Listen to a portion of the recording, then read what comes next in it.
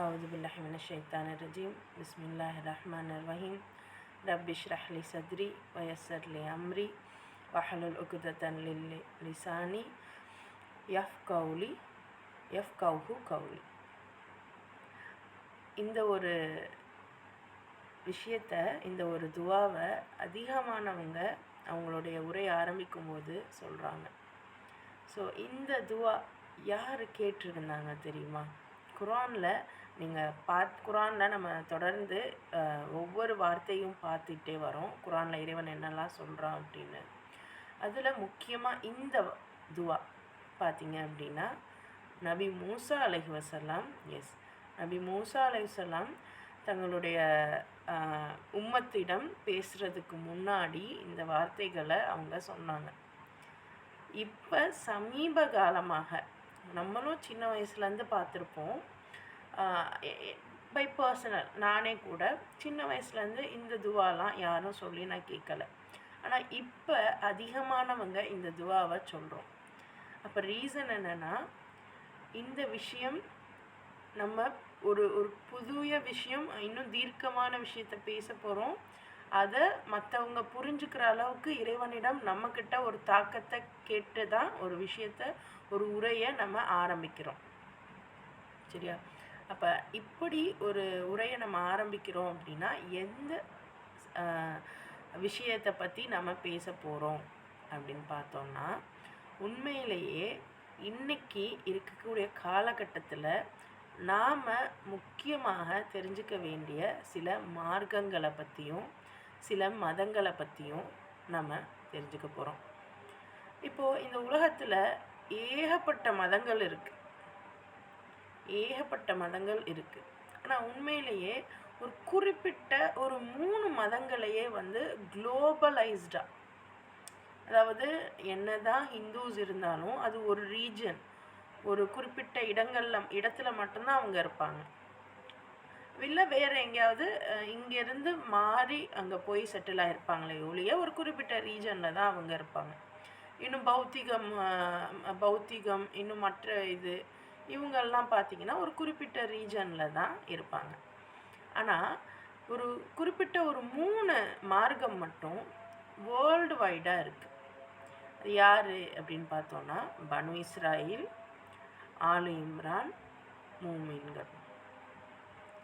அதாவது பனு இஸ்ராயில் யூதர்கள், ஆலு இம்ரான் கிறித்துவர்கள், முஸ்லிம்கள். ஸோ இப்போ இவங்களை பற்றி ஏன் நம்ம தெரிஞ்சுக்கிடணும் அப்படின்னா, இந்த உலகத்தோட மையம் எப்போவுமே இவங்க 3 பேரையும் தான் சுற்றி வருது. ஏன் அப்படின்னா, இறைவன் இவங்களை இறைவனுடைய விஷயத்துக்காக தேர்ந்தெடுத்திருக்கான். யார்? யூதர்களையா, கிறிஸ்துவர்களையா, முஸ்லிம்களையா? 3 பேருமே தேர்ந்தெடுக்கப்பட்டாங்க. 3 பேருமே இன்னைக்கு அவங்களுடைய நிலையிலிருந்து தவறி இருக்காங்க. இதுதான் உண்மை. சரி, முதல்ல இவங்கெல்லாம் யார் அப்படின்னு நம்ம பார்ப்போம். முதல்ல இந்த யூதர்கள் யார் அப்படின்னு தெரிஞ்சுக்கிறணும், இல்லை இந்த 3 பேருமே யார் அப்படின்னு தெரிஞ்சுக்கிறணும் அப்படின்னா, முதல்ல நம்ம இப்ராஹிம் அலைஹிஸ்ஸலாமை பற்றி தெரிஞ்சுக்கிறணும். ஏன் இப்ராஹிம் அலைஹிஸ்ஸலாம்னா, அதாவது இந்த 3 மதத்தையுமே கூட ஆப்ரஹாமிக் ரிலீஜன் தான் சொல்கிறாங்க. ஆப்ரஹாம் அப்படிங்கிறது இப்ராஹிம் அலைஹிஸ்ஸலாம் தான். ஸோ அதிக அளவு நம்ம அரபிய சொற்றொடர் நம்ம பேசுவோம். பட் இங்கிலீஷ் கிறிஸ்டியானிட்டியோட சொற்றொடர் நீங்கள் தெரிஞ்சுக்கிறது நல்லது. சரி, இப்போ என்ன எடுத்தோடனே மதத்தை பற்றி பேச வரீங்க, என்ன கான்செப்ட் உங்களோடது அப்படின்னா, மதம் அப்படிங்கிறது சில ஆட்களால் உருவாக்கப்பட்ட ஒரு சொல், ஒரு டிஃபினிஷன். இன்னைக்கு மதம் பொறுத்த வரைக்கும் என்ன அப்படின்னா, ஆன்மீக விஷயங்கள் தனித்தனிவாக அவங்கவுங்க இண்டிவிஜுவல் விஷயமாக அவங்களுக்கும் இறைவனுக்கும் உள்ள விஷயத்தை தான் மதம் அப்படின்னு பிரித்து வச்சுருக்காங்க. உண்மையிலேயே நீங்கள் வரலாறுகள் எல்லாம் எடுத்து பார்த்தீங்கன்னா, அவங்கவுங்களுடைய மதம் தான் அவங்களுடைய வாழ்வியல் முறையாகவே இருந்திருக்கும். ஸோ மதம் என்பதை இப்போ ரீசன்ட் டைமில் மாற்றிருக்காங்க. அவங்கவுங்க பர்சனலாக வீட்டுக்குள்ளே வணங்கிக்கிறது மட்டும்தான் மதம் அப்படின்னு. உண்மையிலேயே இஸ்லாம், இன்னும் யூதர், இன்னும் இந்த கிறிஸ்துவம், இது எல்லாமே அவங்கவுங்க வணங்குறதுக்காக மட்டும் அதெல்லாம் வரலை. மிக முக்கியமான ரீசன் என்னன்னா, இறைவன் மனிதனை படைத்ததற்கு மிக முக்கியமான ரீசன், இறைவனுடைய சட்டங்களை மனிதன் அதாவது நடைமுறைப்படுத்தி இந்த உலகத்தில், இந்த பூமியில் சிறப்பான வாழ்க்கையை வாழணும். இதுதான் ஒரு மனிதன் படைக்கப்பட்டதன் மிக நுணுக்கமான முக்கியமான ஒரு நோக்கம். அப்போது இதில் இப்ராஹிம் அலைஹிஸ்ஸலாம் பொறுத்த வரைக்கும் அவங்களுக்கு முன்னாடி ஒரு இப்போ எப்படி அதாவது ஜீசஸ் பிறந்ததுக்கு முன், ஜீசஸ் பிறந்ததுக்கு பின் அப்படின்னு இப்போ பிரித்து வச்சுருக்காங்களா, ஏசிபிசின்னு. ஆனால் நம்ம புரிஞ்சுக்கிடணும் அப்படின்னா, மிக முக்கியமாக இப்ராஹிம் அலைஹிஸ்ஸலாமுக்கு முன், இப்ராஹிம் அலைஹிஸ்ஸலாமுக்கு பின். ஸோ வேர்ல்டு வைடாக இன்றைக்கி நம்ம எதெல்லாம் பார்க்குறோமோ, ஜியாகிரஃபியாக இருக்கட்டும், வரலாறாக இருக்கட்டும், இன்னும் மொழியியலாக இருக்கட்டும், நம்ம யூஸ் பண்ணுற லாங்குவேஜ் எல்லாமே ரொம்ப ரொம்ப ஒரு ஒரு விதமான ஒரு ஃபஸாதில் தான் இருக்குது. இது நிதர்சனமான உண்மை. நம்மளால் அந்த அளவுக்கு தோண்டி எடுத்து புரிஞ்சு கொள்ள முடியலை. எது சரி எது தப்பு அப்படிங்கிற அளவுக்கு கூட நம்மளால் புரிஞ்சு கொள்ள முடியலை. பட் ஸ்டில் இன்றைக்கான இந்த செஷனில் ஓரளவு யார் எந்தெந்த கேட்டகரி உள்ளவங்க, அவங்களுடைய தன்மைகள் என்ன, இன்றைக்கி அவங்களுடைய நிலைமை என்ன அப்படிங்கிறதெல்லாம் இன்றைக்கி நம்ம பார்க்க போகிறோம். ஸோ அதுக்கு முன்னாடி இது வரைக்கும் நீங்கள் என்னெல்லாம் தெரிஞ்சிருந்தாலும் அதெல்லாம் ஒரு ஓரமாக வைங்க. புதுசாக ஒரு விஷயத்தை தெரிஞ்சுக்க போகிற மாதிரி நீங்கள் ஒரு கவனித்து கேளுங்க. சரியா? சரி சிஸ்டர், ரெக்கார்டிங் போட்டிருக்கீங்களா? எஸ் ரெக்கார்டிங் போட்டிருக்கு. இப்போ உங்களுக்கு டவுட்ஸ் ஏதாவது இருந்துச்சு அப்படின்னா கொஞ்சம் வெயிட் பண்ணுங்கள். இந்த செஷன் முடித்ததுக்கப்புறம், ரெக்கார்டிங் நான் க்ளோஸ் பண்ணதுக்கப்புறம் நீங்கள் உங்கள் டவுட்ஸை நீங்கள் கேட்கலாம் இன்ஷா அல்லாஹ். சரியா? அல்ஹம்துலில்லாஹ். ஸோ இப்போது இப்ராஹிம் அலைஹிஸ்ஸலாம்லேருந்து நம்ம வருவோம்.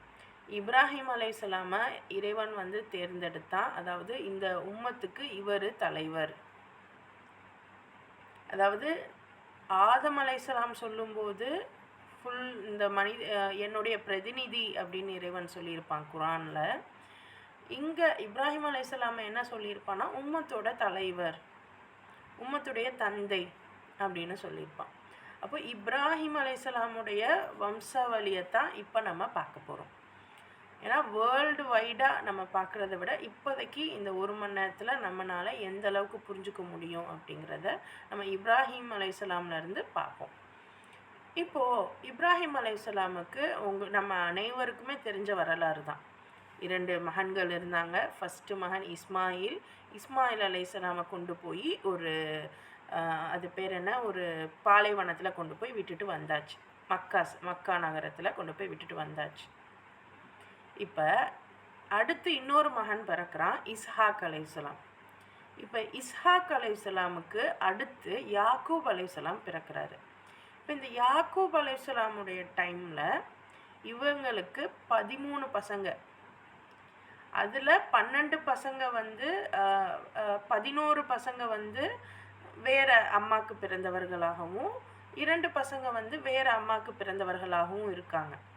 இதில் ஒரு பையனை ரொம்ப இந்த யார் குழந்தை இந்த சூரா யூசுஃபில் நீங்கள் பார்க்கலாம். ஒரு பெரிய கதை அல்ல, ஒரு அத்தியாயத்தையே அவ்வளோ பெரிய கதை ஏன் கொடுக்கணும்? ஒரு 110 111 ஆயத்துகள் இருக்கும். அது ஃபுல்லுமே யூசுஃப் அலைஹிஸ்ஸலாம் பற்றின கதை மட்டும்தான் வரும். வேறு எங்கேயுமே முழு கதை வராது. பட் யூசுஃப் அலைஹிஸ்ஸலாமுக்கு முழு கதையுமே வரும். ஏன் அல்லாஹ் அவங்களுடைய முழு வரலாறை குறிப்பிடுறான் அப்படின்னு பார்த்தோம் அப்படின்னா, அந்த அவங்களுடைய அந்த சகோதரர்கள், இந்த யாக்கூப் அலைஹிஸ்ஸலாமுக்கு இன்னொரு பேர் இஸ்ராயில். ஓகேவா? இப்போ இவங்களுக்கு இவங்களுடைய மகன்கள் இருக்காங்க இல்லையா, இவங்க தான் பனு இஸ்ராயில். யாக்கூப் அலைஹிஸ்ஸலாமுடைய மகன்கள் தான். பனுனா அரபியில் மகன்கள். அந்த அந்த அது என்ன சொல்கிறது, ஆஃப் ஸ்ப்ரிங் சொல்லுவோம் இல்லையா, சந்ததிகள். அப்போது பனு இஸ்ராயில். அப்போ இவங்களுடைய பசங்க, இவங்களுடைய ஆரம்ப காலம் எப்படி இருக்கும்னா, தம்பி மீது, யூசுப் அலைஹிஸ்ஸலாம் மீது ஏற்பட்ட அந்த வெறுப்புணர்வு, அந்த இன்றைக்குமே வந்து நம்ம குழந்தைங்களுக்குள்ள ஒருத்தருக்கு ஒருத்தர் வந்து சில டைம் பிடிக்காது, அடிச்சுக்கிடுவாங்க, பிரச்சனை வரும்.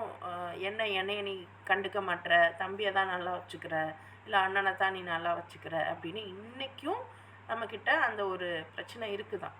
அண்ணன் தம்பி அந்த உடன்பிறப்புகளுக்குள்ள சண்டைகள் இருக்கும். பட் ஸ்டில் அதையும் தாண்டி ஒரு பிணைப்பு நம்மக்கிட்ட இருக்கும். ஆனால் இவங்களுடைய விஷயமே டோட்டலாக வேறு. ஏன்னா இவங்க என்ன பண்ணுவாங்க, தம்பியை கொலை பண்ண நினைப்பாங்க. பட் கொலை பண்ண நினச்சும் அவங்களுக்கும் அதே தான், கொலை பண்ண மனசு வராது. அதனால் காணாக்கிட்டு வந்துடுவாங்க.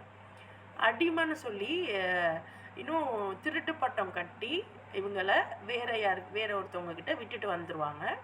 ஸோ இவங்க வந்து இந்த யூசுப் அலைஹிஸ்ஸலாம் சிறு வயதிலேயே தன்னுடைய தந்தைக்கிட்டேருந்து பிரிஞ்சு எங்கே இருப்பாங்க, ஈஜிப்துக்கு போகிறாங்க. போன விதம் டிஃப்ரெண்ட். ரொம்ப என்ன சொல்கிறது, ஒரு சூழ்ச்சியான முறையில் தான் அனுப்பிட்டாங்க. ஸோ இந்த சகோதரர்களுடைய அந்த கேரக்டரிஸ்டிக்கை புரிஞ்சுக்கோங்க, ரொம்ப சூழ்ச்சியானவங்க. அதே சமயம் கொல்ற அளவுக்குலாம் அவங்களுக்கு இது கிடையாது, அந்த அளவுக்கு என்ன சொல்கிறது, ஒரு மோசமான இது கிடையாது கொல்ற அளவுக்கு. பட் அவங்க லைஃப்பில் இவர் இன்டர்ஃபியர் ஆகக்கூடாது அப்படிங்கிறதுல தெளிவாக இருந்தாங்க. ஸோ இவரை கொண்டு போய் அனுப்பியாச்சு. இவர் இப்போது ஈஜிப்துக்கு போயிட்டார். ஸோ இதே எப்படி இப்ராஹிம் அலைஹிஸ்ஸலாம் தன்னுடைய தந்தையிடமிருந்து விலகி அதாவது பிரிஞ்சு ஒரு இடத்துல இருந்தாங்களோ அதே மாதிரி இவருக்குமே நடக்குதா. ஸோ இப்போ இவருக்கு ஈஜிப்துக்கு போகிறாரு. ஈஜிப்தில் கொஞ்சம் கொஞ்சமாக அடிமையாக இருந்தாலும் அடுத்தடுத்து அவர் அந்த பற்றின ஃபுல் டீட்டெயில்ஸுமே சூரா யூசுஃபில் இருக்கும், நீங்கள் பாருங்கள்.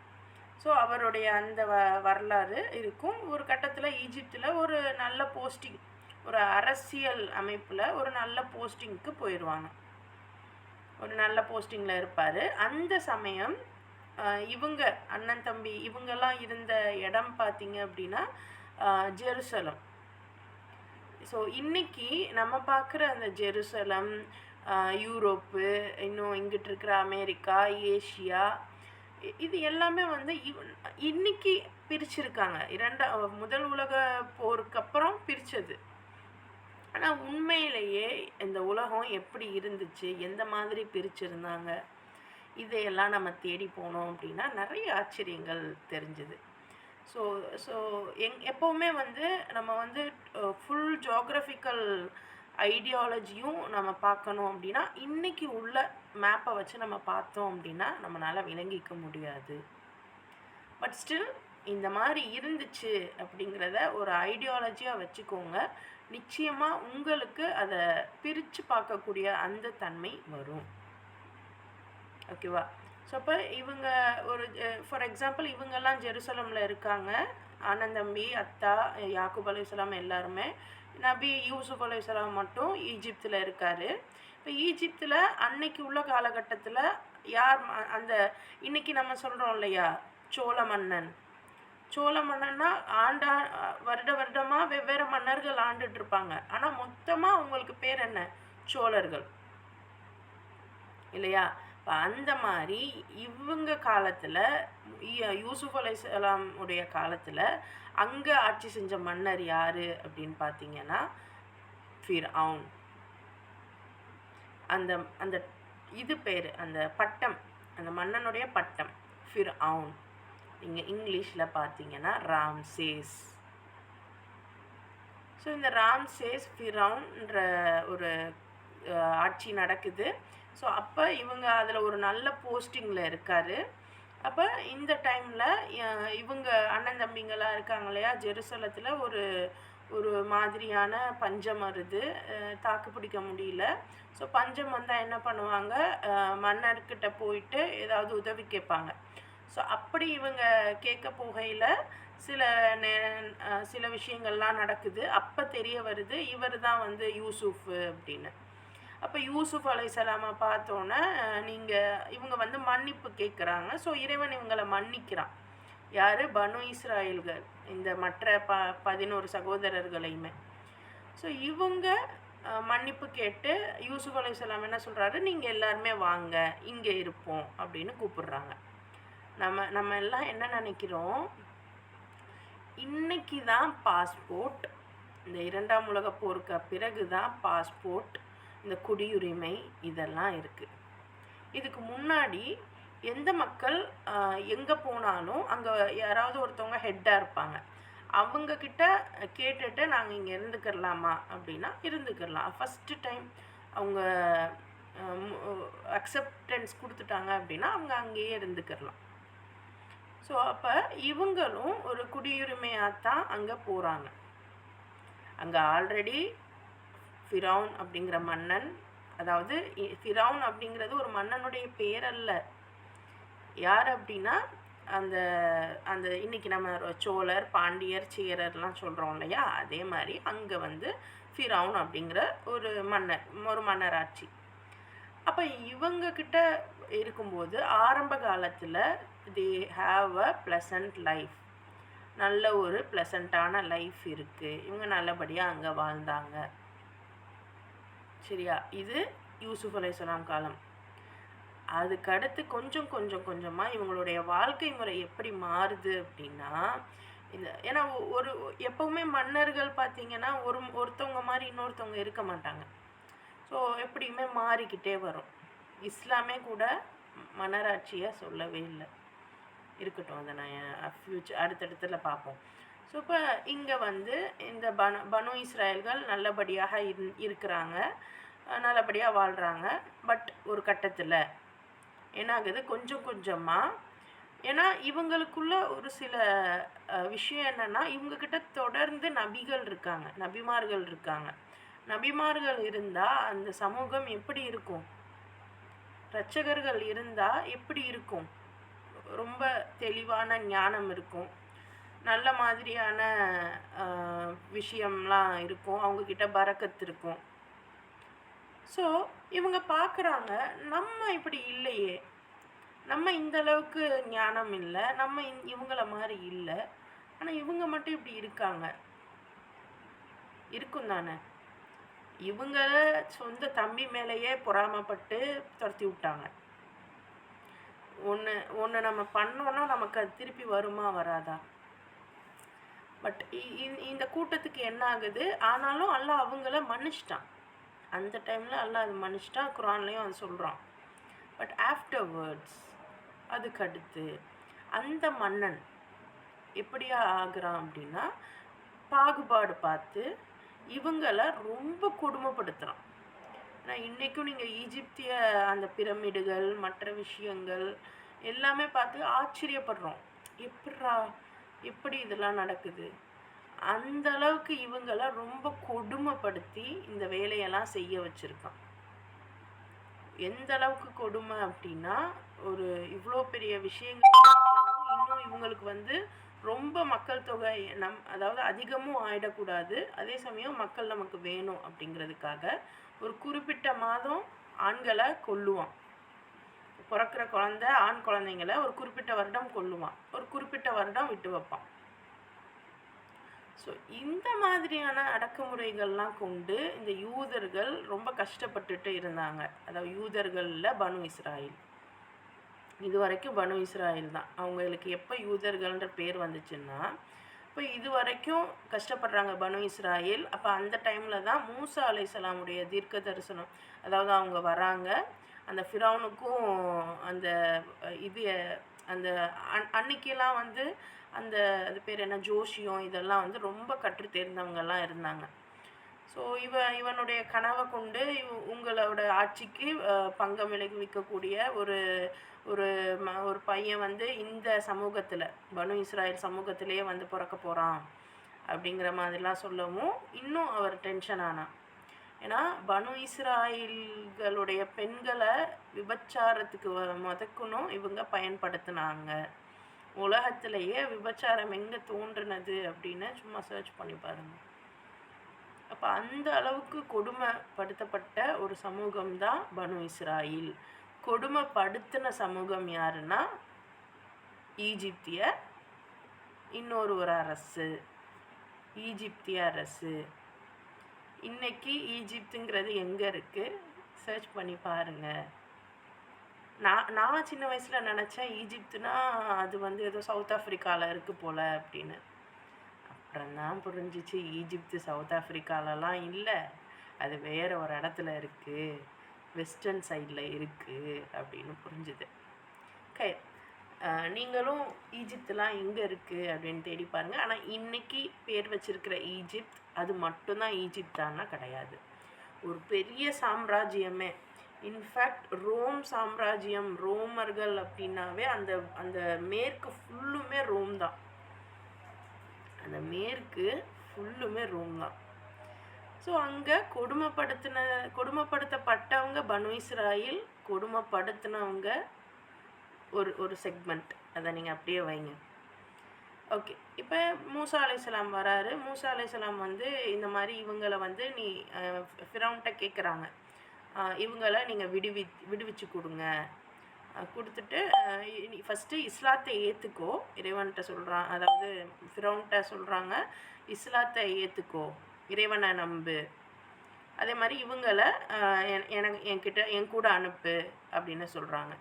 இது ரெண்டத்தையுமே ஃபிரௌன் ஏற்றுக்கிறவே இல்லை. அப்போது ரொம்ப பிரச்சனைகள்லாம் நடக்குது. அதெல்லாம் ஒரு பெரிய கதை.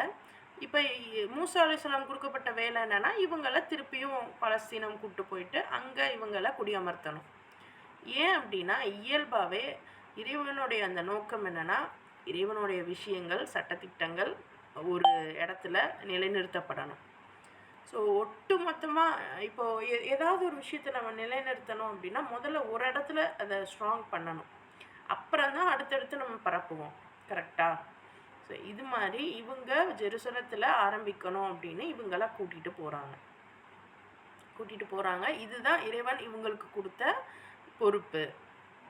ஸோ இந்த பொறுப்புக்காக கூட்டிகிட்டு போகிறாங்க. ஃபிரௌன்கிட்ட இருந்து காப்பாற்றி கூப்பிட்டு போகிறாங்க.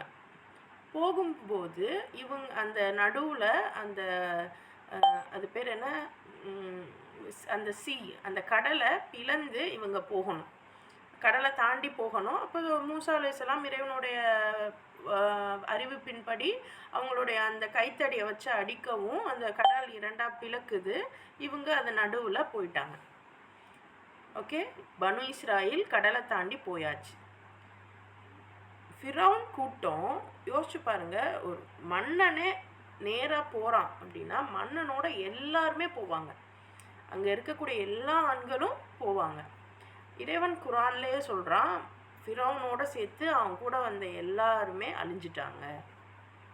ஃபிரௌனுடைய அந்த உடலை வந்து நான் வந்து அத்தாட்சிக்காக நான் வச்சுருக்கேன் அப்படின்னு இறைவனே குரானில் சொல்கிறான். அப்போ எல்லாருமே அந்த இதில் உள்ளே போயிட்டாங்க, கடலுக்குள்ளே போயிட்டாங்க. ஒரு சமூகத்தில் ஆண்கள் யாருமே இல்லை, எல்லாருமே அழிஞ்சிட்டாங்க அப்படின்னா நம்ம எல்லாம் வந்து இனி யூதர்களையும் மூசா அலைஹிஸ்ஸலாமையுமே நம்ம பார்த்துக்கிட்டே வந்துட்டோம். ஆனால் யாராச்சும் சிந்திச்சு பார்த்தோமா, இந்த சமூகத்தில் அதாவது எவ்வளோ ஒரு இன்றைக்கும் பாருங்களேன், ஆண்கள் மட்டும்தான் ஒரு சமூகத்தில் ரொம்ப ரஃப்பாக இருப்பாங்களா? எந்த அளவுக்கு ஆண்கள் ரஃப்பாக இருக்காங்களோ அந்த அளவுக்கு பெண்களும் அப்படி தான் இருப்பாங்க. ஏன்னா பெண்கள் தான் ஆண்களை வளர்க்குறது. இதில் ஏதாவது மாற்றம் இருக்கா? அம்மா எப்படியோ அதே மாதிரி தான் பிள்ளைங்க வரும்.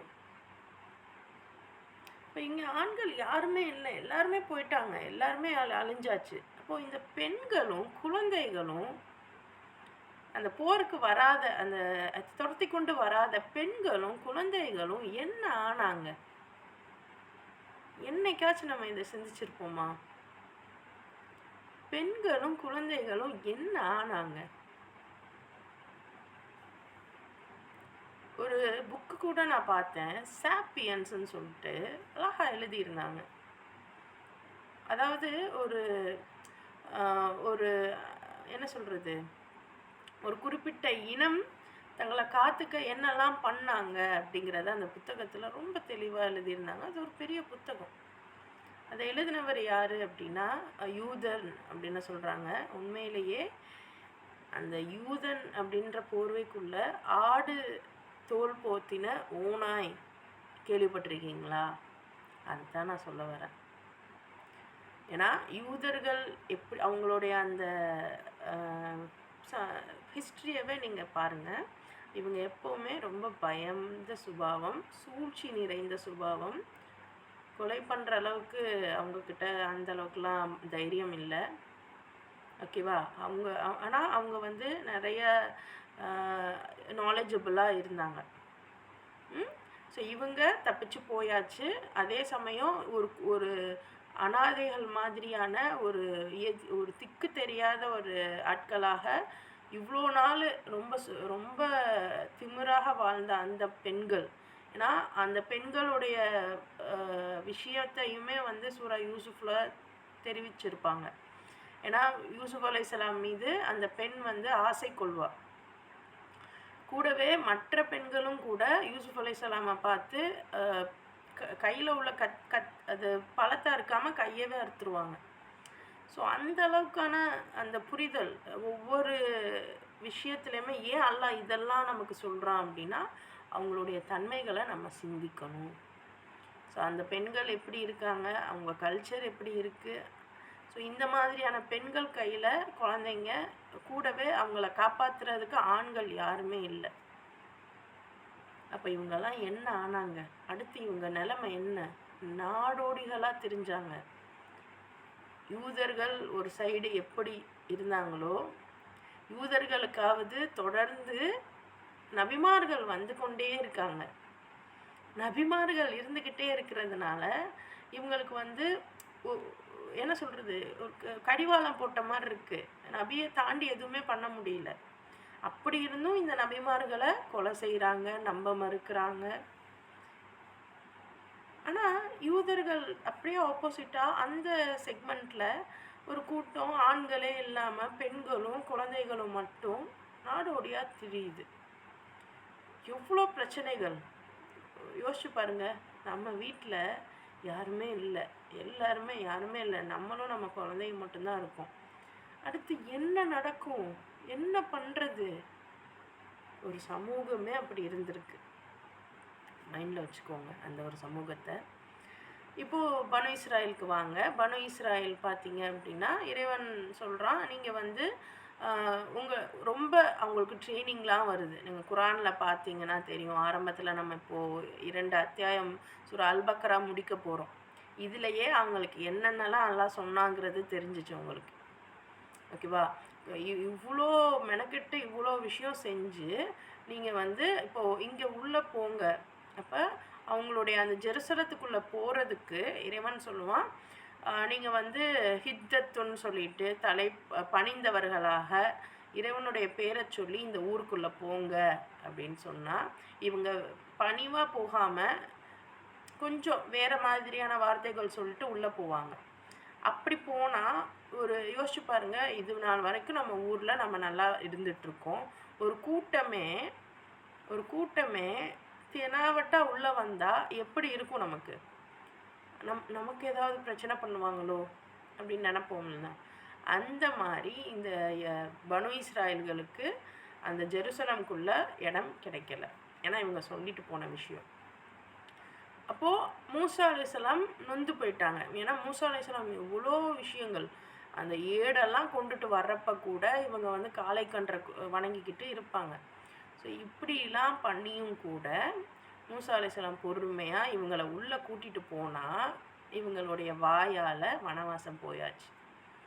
ஸோ அடுத்து இவங்களுக்கு இறைவன் சாபம்ன்றான், நீங்கள் வந்து உங்களுக்கு ஒரு பர்டிகுலர் நாடே இல்லாமல் சுற்றி தெரியுங்க அப்படின்னு.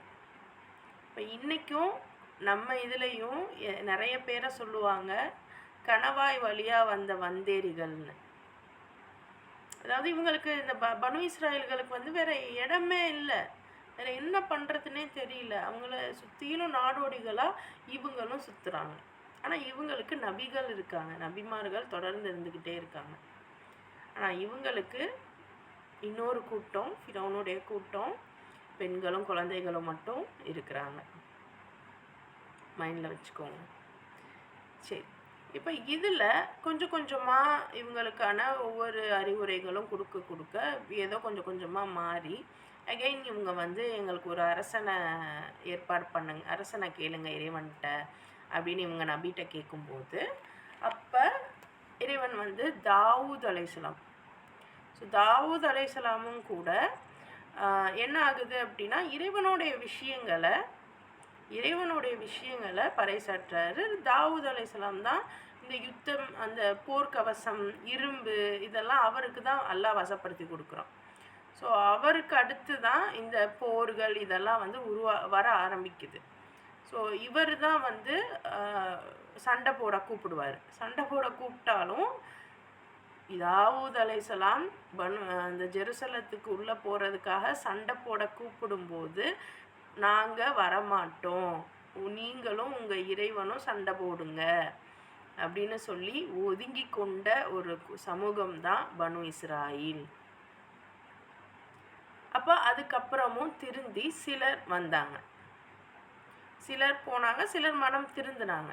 ஸோ அப்படி மனம் திருந்தினவங்களை இறைவன் மன்னிச்சான். ஸோ இறைவனிடம் திரும்பி வந்தாங்க, இன்னும் இறைவன் இவங்களை மன்னிச்சான். அப்படிங்கிறதுனால தான் இவங்களுக்கு யஹூதிகள், திரும்பினவங்க அப்படின்னு இறைவன் கூப்பிட ஆரம்பித்தான்.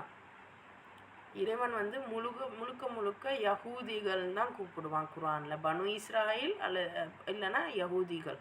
அவங்கள திட்டுறதுக்கு, அவங்களுடைய தவறான விஷயங்களை சுட்டி காமிக்கும் போது பனு இஸ்ராயில்னு கூப்பிடுவான். அதே சமயம் அவங்க திருந்தி அவங்க நல்ல விஷயங்கள் செய்ய ஆரம்பித்தப்போ யஹூதிகள்னு சொல்லுவான். ஸோ இதுதான் இந்த யூதர்களுடைய விஷயமாக இருந்தது.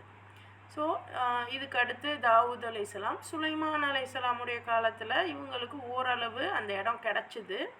அல்லாஹ் வந்து அவருக்கு ஒரு நல்ல ஆட்சியை கொடுத்துருந்தான். நம்ம எல்லாருக்குமே தெரியும், அவர் எல்லாத்தையுமே வசப்படுத்தி வச்சுருந்தார். இறைவன் அவங்களுக்கு வசப்படுத்தி கொடுத்தான். ஆனால் அவர் என்ன சொன்னார், எனக்கு பிறகு யாருக்கும் இந்த ஆட்சி கொடுத்துறாதே அல்லாஹ் அப்படின்னு கேட்டே போனார்.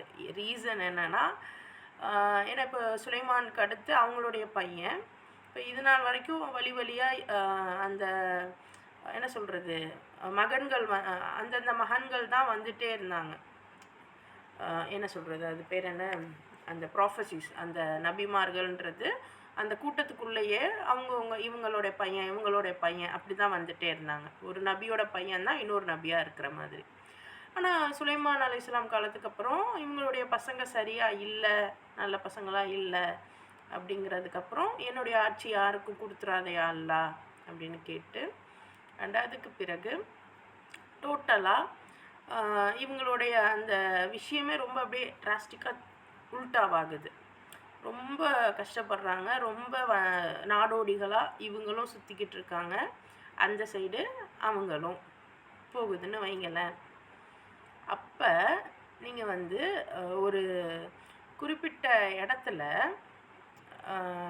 துல்கர்னைன் அப்படிங்கிற ஒரு அரசனை பற்றி குர்ஆனில் பேசுவான்ல.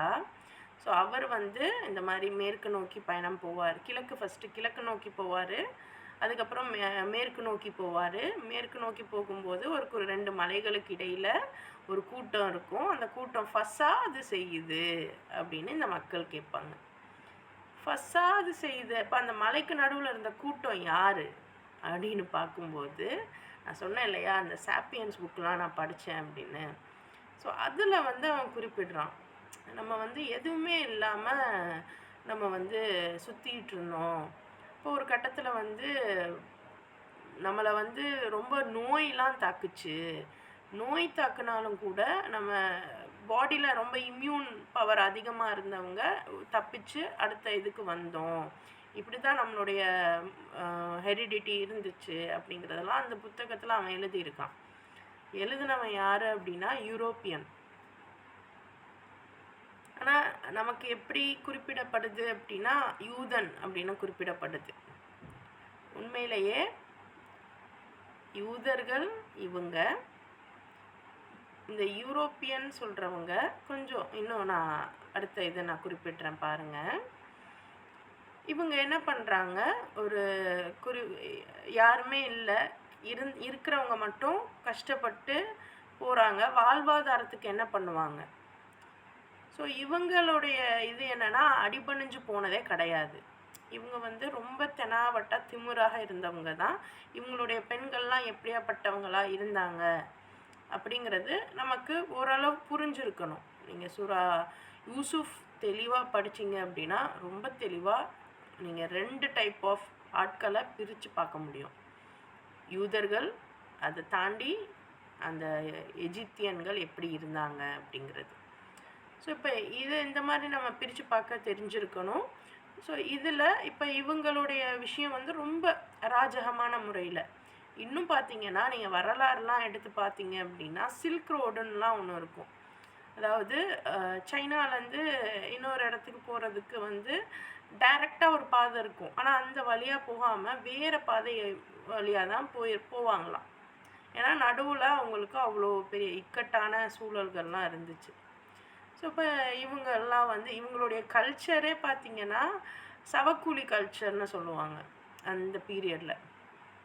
அந்த அளவுக்கு ஏன்னா ப்ரொடெக்ஷன் இல்லை, உணவு இல்லை அப்படின்னா இவங்க என்ன பண்ணுவாங்க? ஆனால் நமக்கு இந்த பிரிட்டிஷோட வரலாறு ஜஸ்ட் 800 வரலாறு, 800 இயர்ஸ் வரலாறுன்னு தான் சொல்லப்படுது. போய் சொல்கிறாங்க, 800 இயர்ஸ் வரலாறு இல்லை. அவங்களுக்கும் வரலாறு இருக்குது. அவங்க எல்லாருக்கும் அந்த வரலாறு தெரியும்.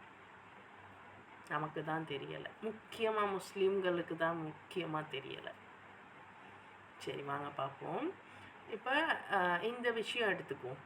இப்போ இவங்களுடைய அந்த பசி கொடுமை இதெல்லாம் போக இவங்களுக்கு வந்து ஒரு ஒரு ஒரு நெருக்கடியான ஒரு பிரச்சனையாகவே போய்கிட்டு இருக்கு மற்றவங்களுக்கு. அப்போ துல்கர்னைன் என்ன பண்ணுறாரு, இவங்களை ஒரு பெரிய சுவரை வந்து எழுப்ப சொல்கிறாங்க. ஸோ இந்த மக்களுக்கு எப்படி தெரியுது சுவர் எழுப்பணும் அப்படிங்கிறது?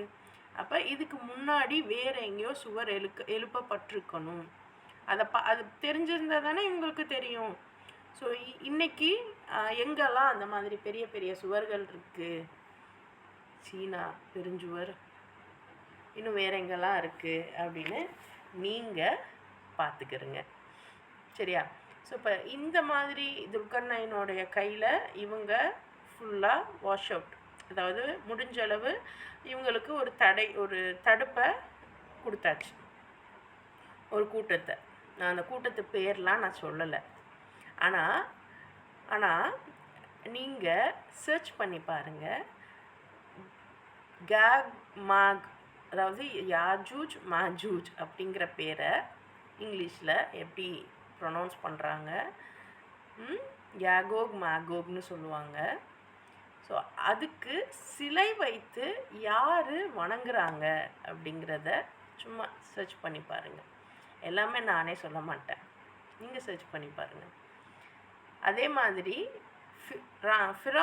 ஃபிரௌனுடைய அந்த உடலை யார் பத்திரப்படுத்தி, யார் அதுக்கு பாஸ்போர்ட்லாம் ரெடி பண்ணி பாரிஸ்க்கு அனுப்பி அந்த ஏதோ அழுகுதுன்னு சொல்லிட்டு அதை சரி பண்ணுறதுக்காக அனுப்புனாங்க அப்படிங்கிறத நீங்களே தேடி பார்த்துக்கோங்க. அதெல்லாம் நடந்திருக்கு. நீங்கள் யூடியூப் இதுக்கு கூகுளில் அடித்து பார்த்தாவே தெரியும். ஸோ அப்போ இதெல்லாம் நடந்திருக்கு. இதெல்லாம் பண்ணது யார் அப்படின்னு பார்த்தீங்கன்னா நம்ம ரொம்ப ஆர்வமாக சொல்லக்கூடிய இந்த வெஸ்டர்ன் சைட் தான். ஓகே, ஸோ இப்போ இந்த இடத்துக்கு வாங்க. இந்த பனு இஸ்ராயில் யூதர்கள் ஒரு சைடு, அதே சமயம் ஃபிரௌனுடைய வம்சம் ஒரு சைடு போயிட்டுருக்கா. ஃபிரௌனோட வம்சம் தான் வந்து எப்படின்னா அராஜகம் செய்யக்கூடியவங்க, கொலை செய்யக்கூடியவங்க, தங்களுக்காக என்ன வேணாலும் பண்ணக்கூடியவங்க. யூதர்கள் வஞ்சகமுடையவர்கள், அதே சமயம் கொலை செய்ய நினைக்கிறவங்க. சில என்ன சொல்கிறது, நபிமார்களை கொன்று இருக்காங்க. பட் டைரெக்டாக இல்லை, விஷம் வச்சு இந்த மாதிரி தான் அவங்க பண்ணுவாங்க. அவங்களுக்கு தெரிஞ்சது அவ்வளோதான். அதுக்கு மேலே அவங்க சண்டை போடுறதுக்கெலாம் ரெடி ஆகாத ஒரு கூட்டம். பட் இவங்க அப்படி இல்லை. 2 கூட்டம் வருதா? இப்போ அடுத்து இந்த யூதர்களுக்கு தொடர்ந்து இவங்களை தட்டழிஞ்சு திரிங்க, உங்களுக்கு எங்கேயுமே இடம் இல்லைன்ட்டு ரொம்ப அலக்கழிக்கிறான். அப்போ ஃபைனலாக இவங்களுக்கு வந்து ஒரு தீர்க்க தரிசனம் வருது. ஒரு இரட்சகர், அதாவது ஒரு ரசூல் வருவார். இவர் வந்து உங்களுடைய விலங்குகளை எல்லாம் உடைப்பார். இவர் வந்து உங்களுக்கு நாட்டை ஏற்படுத்தி கொடுப்பாரு அப்படின்னு சொல்லி வகி வருது. ஸோ இவங்களும் வெயிட் பண்ணுறாங்க. யார் அப்படின்னு பார்த்தீங்கன்னா ஈசா அலைஹிஸ்ஸலாம். ஸோ இப்போ இந்த ஈசா அலைஹிஸ்ஸலாமுடைய விஷயம் வரும்போது பனு இஸ்ராயல் வந்துகிட்டே இருக்குது. அப்போது இம்ரான் அலைஹிஸ்ஸலாம் இருக்காங்க. ஸோ இவங்களுக்கு மகன் பிறந்தா இறைவனுக்காகவே நான் அர்ப்பணிப்பேன் அப்படின்னு சொல்கிறாங்க. ஆனால் அப்போ வந்து மகன் பிறக்கலை, மகள் பிறக்கிறாங்க. மரியம் அலைஹிஸ்ஸலாம் பிறக்கவும் மரியம் அலைஹிஸ்ஸலாமை இவங்க வந்து இறைவனுக்காகவே அப்போ வந்து இறைவனுடைய அந்த தொழுகை நடக்கக்கூடிய ஒரு பள்ளிவாசல், இறைவனுக்காக யாரெல்லாம் தொழுகை நடத்துகிறாங்களோ இறைவன் சொன்ன முறைப்படி அது எல்லாமே பள்ளிவாசல் தான். நம்ம அரபியை பொறுத்த வரைக்கும் அரபி மொழி மஸ்ஜிது, தமிழில் பள்ளிவாசல். அந்த மாதிரி யூதர்கள் அவங்க மொழியில் ஒரு பேரால் கூப்பிடலாம். மற்றபடி அது ஒரு பள்ளிவாசல் தான். ஸோ அங்கே வந்து மரியம் அலைஹிஸ்ஸலாம் இருக்காங்க. இவங்களுடைய உறவினர் தான் ஜக்கரியா அலைஹிஸ்ஸலாம். ஸோ இந்த மரியம் அலைஹிஸ்ஸலாம் மிஹ்ராபில் இருக்காங்க. இவங்களுக்கு இறைவனே தேவையான எல்லா பொருட்களும் தரான். இவங்க இறைவனுக்காக ஓதிக்கொண்டு தொழுது கொண்டு இருக்காங்க. கன்னியாக இருக்காங்க. இவங்களுக்கு இன்னும் திருமணம் ஆகலை. ஆனால் இறைவன் ஒரு அத்தாட்சிக்காக, ஏன்னா இறைவன் நாடுனா எல்லாமே பண்ணுவான். ஸோ தன் வசம் இருக்கும் ரூஹை கொண்டு, பரிசுத்தமான ரூஹை கொண்டு ஒரு கன்னியான ஒரு பெண்மணிக்கு மகனாக ஈசா அலைஹிஸ்ஸலாமை அல்லாஹ் அனுப்புகிறான். ஓகேவா? இது லாஜிக்கலாக பார்த்தா, ஏன்னா யூதர்கள் வந்து ரொம்ப அப்படியே, இன்றைக்கும் நம்ம சைடில் நல்லா படித்தவங்க வந்து சில விஷயங்கள்லாம் அக்செப்ட் பண்ணிக்க மாட்டாங்க. அது எப்படி லாஜிக்காக பார்த்தா அதெல்லாம் வராது. ஆனால் இறைவன் வந்துட்டா எல்லாமே அவன் வசம் முடியுது. அவன் நான்னா என்ன வேணால் செய்வான். இதுதான் வந்து லாஜிக்கை மீறின விஷயங்களும் இறைவன் வசம் உள்ளது. இறைவன் நாடியது எல்லாமே செய்ய முடியுன்ற நம்பிக்கை தான் நமக்கு வேணும். அப்போ இவங்களுக்கு இந்த பனு இஸ்ராயல்கள், இந்த யூதர்களுக்கு இவங்களுடைய வம்சம்தான், அதாவது இவங்களுடைய கம்யூனிட்டி தான் இந்த மரியம். அது முக்கியமாக இப்போ வந்து இம்ரான் அலைஹிஸ்ஸலாமுடைய சந்ததி. அடுத்து இப்போ பனு இஸ்ராயில் அதோட முடியுது. இப்போ அடுத்து இம்ரான் அலைஹிஸ்ஸலாமுடைய சந்ததி. இப்போ இவங்க என்ன ஆகுறாங்க அப்படின்னா, இவங்களும் அந்த யஹூதிகள் தானே. யஹூதி குடும்பத்தில் தான் ஈசா அலைஹிஸ்ஸலாம் பிறக்கிறாரு. பிறக்கும்போது இந்த என்ன சொல்கிறாங்க அப்படின்னா, மரியம் அலைஹிஸ்ஸலாமை இறைவன் குரானில் என்ன சொல்கிறான், குரானில் வேறு யாருக்குமே இந்த ஒரு உயர்வு இல்லை. மரியமுடைய மகன் ஈசா அப்படின்னு இறைவன் சொல்கிறான் இல்லையா, மரியம் இப்னு ஈசா. அப்போது மரியமுடைய மகன் ஈசாவை இந்த அவங்க கூட்டத்திலேயே ஒரு பிரிவினர் சொல்கிறாங்க, நாங்கள் நம்ப மாட்டோம். நம்புறதுன்னு இல்லை, ஏற்றுக்கிற மாட்டோம். ஏன்னா இவன் விபச்சாரிக்கு பிறந்த மகன் அப்படின்னு ஈசா அலைஹிஸ்ஸலாமை பார்த்து யூதர்கள் சொல்கிறாங்க. யூதர்கள் ஏற்றுக்கொள்ளலை. அப்போ ஈசா அலைஹிஸ்ஸலாமை ஏற்றுக்காதவங்க யூதர்களாக ஸ்டாப் ஆயிட்டாங்க. ஈசா அலைஹிஸ்ஸலாமை ஏற்றுக்கொண்டு, ஈசா அலைஹிஸ்ஸலாம் இன்னும் என்னெல்லாம் அவரும் சொல்கிறாரு அப்படின்னா, அதாவது இவங்கெல்லாம் வந்து கோயில்னு ஒன்று நிர்ணயம் பண்ணி, இன்றைக்கி நம்ம கண்ணோட்டத்தில் கோயில், தர்கா, சர்ச்சு இந்த மாதிரிலாம் ஒரு இறைவனுக்கான வழிபாட்டு தடம்னு வச்சு அதில் காணிக்கைகள் வாங்கி காணிக்கை வாங்குறவங்க அந்த பணத்தை கொண்டு சாப்பிட்றாங்க இல்லையா? நம்ம காணிக்கை போடுறதுக்கு ரொம்ப கஷ்டப்பட்டு சம்பாதிச்சு அதை கொண்டு போய் போடணும். ஆனால் அங்கே இருக்கிறவங்களுக்கு கஷ்டப்பட்டு சம்பாதிக்கணுன்ற அவசியம் இல்லை. அவங்க தாராளமாக வரக்கூடிய பணத்தை உழைக்காமல் சாப்பிட்றாங்க. இன்னும் அவங்களுக்கு நிறைய மரியாதைகள் எல்லாமே அதிகமாக. ஆனால் அதே சமயம் அந்த ஒரு ஏற்றத்தாழ்வு வர ஆரம்பிச்சிருச்சு. இறைவன் எப்போவுமே இறைவன் தான் உயர்வு, மற்றவங்க எல்லாருமே சரிசமமாக இருக்கணும். இதுதான் இறைவனுடைய நியதியாக இருக்கும். அப்படி இருந்தால் தான் பூமி வந்து நிம்மதியான ஒரு சூழலில் இருக்கும். இல்லாத பட்சத்துக்கு இன்னைக்கு நம்ம எவ்வளோ கஷ்டப்படுறோம். இதுதான் ஈசா அலைஹிஸ்ஸலாம் இதைத்தான் வந்து இல்லை நீங்கள் இப்படிலாம் செய்யக்கூடாது அப்படின்னு அந்த டேபிள் போட்டு காசு வசூலிக்கிறதெல்லாம் வந்து உடைச்சாராம். இதெல்லாம் வந்து பைபிளில் பார்க்க முடியுது. பட் பைபிள் இன்றைக்கி வந்து நம்ம வந்து பைபிள்லாம் அதெல்லாம் தவறான ஒரு இது அப்படிங்கிற மாதிரிலாம் யோசிக்கிறோம். ஆனால் உண்மையிலேயே பைபிள் மாற்றி அமைக்கப்பட்டிருக்கு. சில குளறுபடிகள் இருக்குது, உண்மைதான். ஆனால் நம்ம தான் எது சரி எது தப்புன்னு பிரித்து புரிஞ்சுக்கிற அளவுக்கு நம்மளை டெவலப் பண்ணணும். எதையுமே சட்டுன்னு ஒதுக்கக்கூடாது. ஏன்னா எத்தனையோ கிறிஸ்டியன்ஸ், எத்தனையோ ஆங்கிலேயர்கள், எத்தனையோ பேர் வந்து குரானை திரும்ப திரும்ப ரிசர்ச் பண்ணுறாங்க. ஆனால் நம்ம குரானையும் பெருசாக பார்க்குறதில்ல. அதே சமயம் அவங்களுடைய இதுலேயுமே என்ன நடக்குதுன்றது தெரிஞ்சுக்கிறது இல்லை. ஸோ இதுதான் நமக்கும் அவங்களுக்கும் உள்ள வித்தியாசம். இப்போ இவங்களை எடுத்துப்போம். ஈசா அலைஹிஸ்ஸலாமை வந்து நம்ப மாட்டேன்ட்டாங்க. நம்பாதவங்க யூதர்களாகவே ஸ்டாப் ஆகிட்டாங்க. நம்பிக்கை கொண்டு ஈசா அலைஹிஸ்ஸலாமுக்கும் என்னது, இவங்களை அந்த ஜெருசலத்துக்கு கூட்டிகிட்டு போகணும்.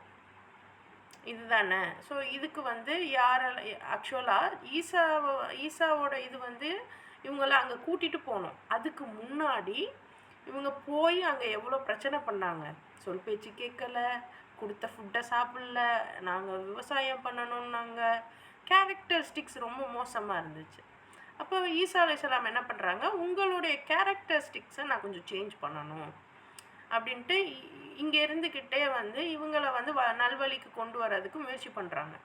ஆனால் எல்லாருமே இவரை ரொம்ப தவறான முறையில் சொல்கிறாங்க. சிலர் ஓகே நாங்கள் ஒத்துக்கிறோம், நீங்கள் இறை தூதர் தான், நாங்கள் உங்களுக்கு உறுதுணையாக இருக்கோம் அப்படின்னு ஒரு 11 பேர் வாக்கு தராங்க. இந்த 11 பேர் தான் நசாராக்கள், உதவியாளர்கள். ஸோ இந்த 11 பேர் ஓகே உங்களுக்காக நாங்கள் வந்து இது பண்ணுறோம் அப்படின்னு வாக்கு தரவும், இவங்க இந்த 11 பேர் ஒரு கேட்டகரி. ஆனால் இந்த டைமில் இந்த யூதர்கள் என்ன பண்ணுறாங்க, ஈசா அலைஹிஸ்ஸலாமை கொல்றதுக்கு இவங்க கொல்லலை, அங்கே இருந்த அரசனை தூண்டி விடுறாங்க. அங்கே இருந்த அரசனை தூண்டி விடுறாங்க. ஸோ இவங்க அப்போது தூண்டி விட்டு இவங்களை அந்த முள்ளாலான கிரீடத்தை அணிவிச்சு அந்த சிலுவையில் அறையணும் அப்படிங்கிறது பிளானு. பட் இவங்க அரைஞ்சது வேற ஒருத்தனை. இறைவன் ஈசா அலைஹிஸ்ஸலாமை மேலே ஏற்றிட்டான். ஸோ இவங்க என்ன நினச்சிட்டாங்க, ஈசா அலைஹிஸ்ஸலாம் இறந்துட்டதா யூதர்கள் நினச்சிட்டாங்க. இந்த கிறிஸ்துவர்கள் என்ன பண்ணுறாங்க, ஈசா அலைஹிஸ்ஸலாம் வந்து என்ன பண்ணுறது, இந்த 11 பேருக்கு தெரியும் இவர் வந்து விண்ணுலகம் போயிட்டாரு, இறைவன் ஏற்றுக்கிட்டான், திருப்பி இவங்க வருவாங்க அப்படின்னு. பட் யூதர்கள் இறந்ததாகவே நம்பினாங்க. ஓகேவா. அண்ட் இப்போ ஈசா அலைஹிஸ்ஸலாம் இவங்களை எடுத்தால் ஆரம்பத்தில் இறைதூதர்னு நம்பினாங்க. காலங்கள் போக போக போக ஈசா அலைஹிஸ்ஸலாமை மகன், இறைவனுடைய மகன் அப்படின்ட்டாங்க.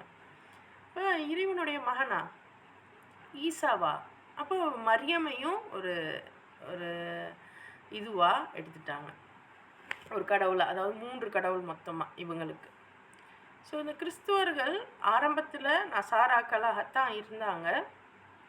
பட் ஆஃப்டர்வர்ட்ஸ் காலங்கள் செல்ல செல்ல அவங்களுமே நிறைய மாற்றங்களை ஏற்படுத்திக்கிட்டாங்க. இன்ஃபேக்ட் இன்னைக்கு நம்ம வந்து இந்த நாத்திகம்னு சொல்கிறோம் இல்லையா, இது உருவானதுக்கு ஒரு ரீசனும் வந்து இந்த கிறிஸ்துவர்கள் தான்.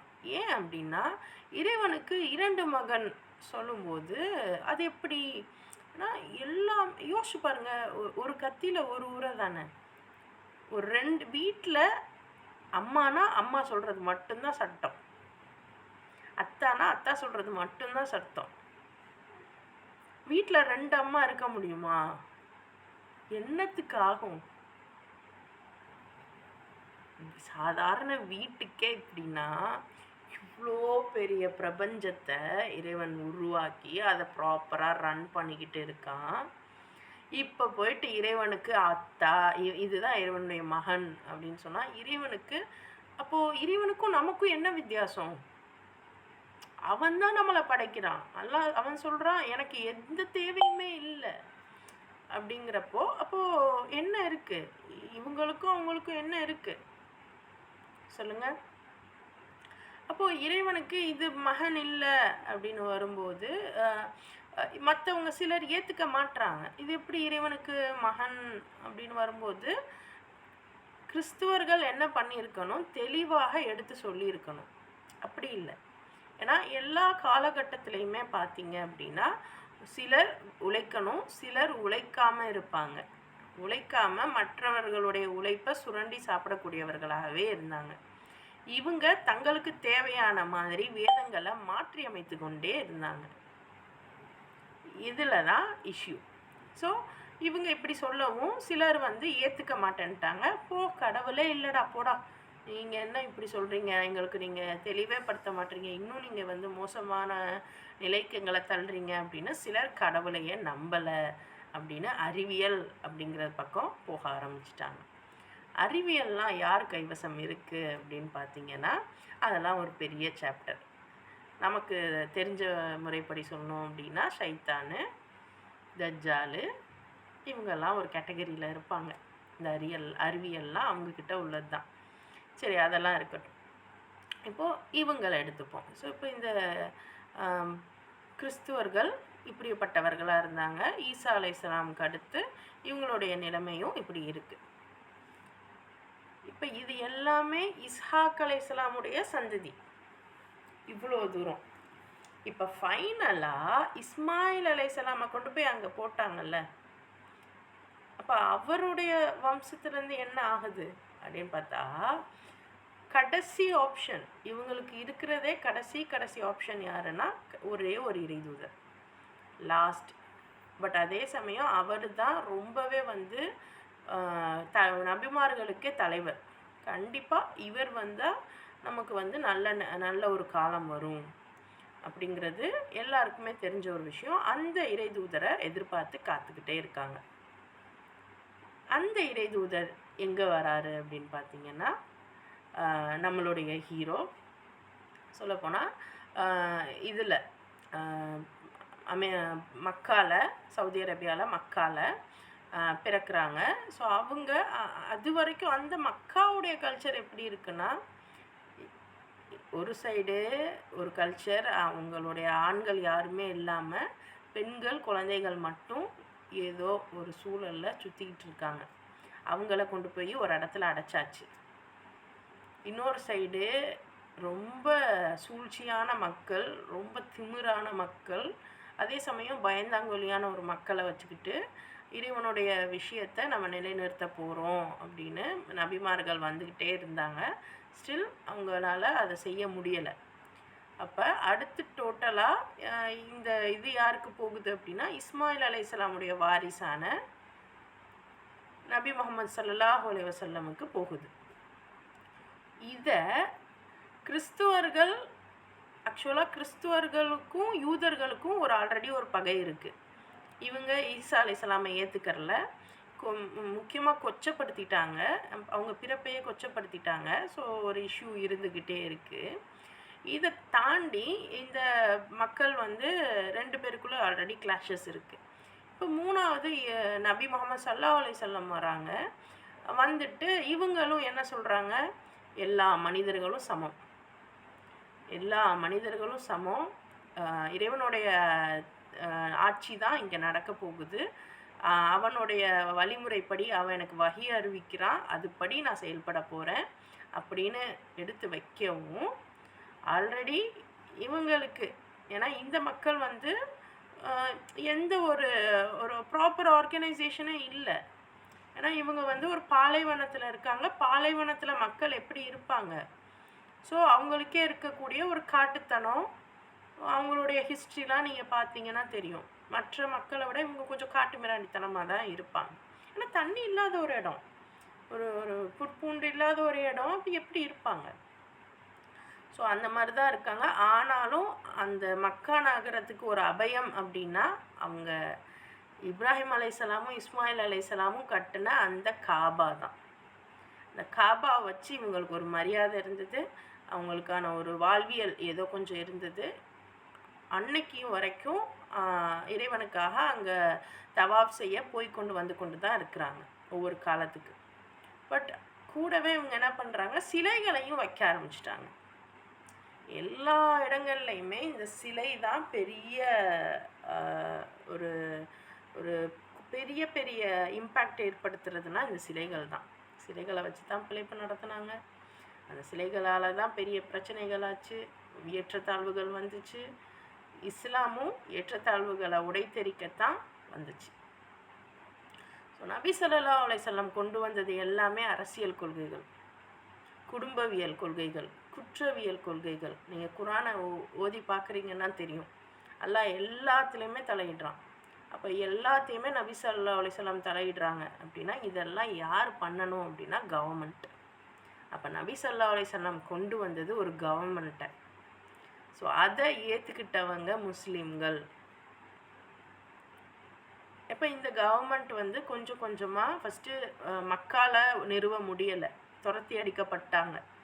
மதீனாவில் இவங்களுக்கான அன்சாரிகள், நசாராக்கள் அங்கே இருந்தாங்க இல்லையா, ஸோ அந்த மாதிரி இவங்களுக்கு அன்சாரிகள், உதவி செய்தவர்கள் மதீனாவில் வச்சு இவங்களுக்கு எல்லாமே சப்போர்ட் பண்ணி, நீங்கள் இங்கேருந்து உங்களை நீங்கள் டெவலப் பண்ணுங்கள் அப்படின்னு அங்கேருந்து அவங்களுக்கு பயிற்சிகள் கொடுத்து, அவங்களுக்கு அந்த சஹாபாக்களுக்கும் அன்சாரிகளுக்கும் பயிற்சி கொடுத்து, சரியான போதனைகள் கொடுத்து, அவங்கள ஒவ்வொரு இடத்தையுமே முதல்ல மக்காவை தான் கன்குயர் பண்ணாங்க. அதாவது மக்காவை எதுக்கு நபி ஸல்லல்லாஹு அலைஹி வஸல்லம் இதெல்லாம் பண்ணணும்? ஏன்னா இறைவனுடைய ஆட்சி மேலோங்கணும். ஏன் இறைவனோட ஆட்சி மேலோங்கணும்? அப்போ தான் மக்கள் எல்லாம் சமமாக நடத்தப்படுவாங்க, நிம்மதியான வாழ்க்கை பெறுவாங்க. ஸோ இதற்காகத்தான் இவ்வளோ போராட்டங்களும். ஸோ என்ன ஆகுது, இவங்களுடைய பீரியடில், நபி ஸல்லல்லாஹு அலைஹி வஸல்லமுடைய பீரியடில் கிட்டத்தட்ட 1,00,000க்கும் மேலான மனிதர்கள் வந்து முஸ்லீம்களாக மாறுறாங்க. ஸோ இறைவனுக்கு கட்டுப்படுறாங்க. நபியோடைய ப்ரொபகேண்டா எப்படி இருக்கும்னா, ஒவ்வொரு நாடுகள்லையுமே போயிட்டு இஸ்லாத்தை நீங்கள் ஏற்றுக்கோங்க, அதாவது அல்லாஹ் சொன்ன முறைப்படி நீங்கள் உங்களுடைய ஆட்சியை செய்யுங்க, ஓகேவா? அப்போ அதாவது இதில் வந்து கலீஃபா அப்படிங்கிற ஒரு பொறுப்பில் நபி ஸல்லல்லாஹு அலைஹி வஸல்லம் இருப்பாங்க. ஸோ இவங்களுக்கு கீழே மற்றவங்கெல்லாம் இருப்பாங்க. அப்போ ஒவ்வொரு ஆட்சியுமே இந்தந்த முறைப்படி நடக்குதா அப்படின்னு இவங்க பார்க்கணும். ஸோ நபி ஸல்லல்லாஹு அலைஹி வஸல்லமுடைய காலகட்டம் அப்படி தான் இருந்தது.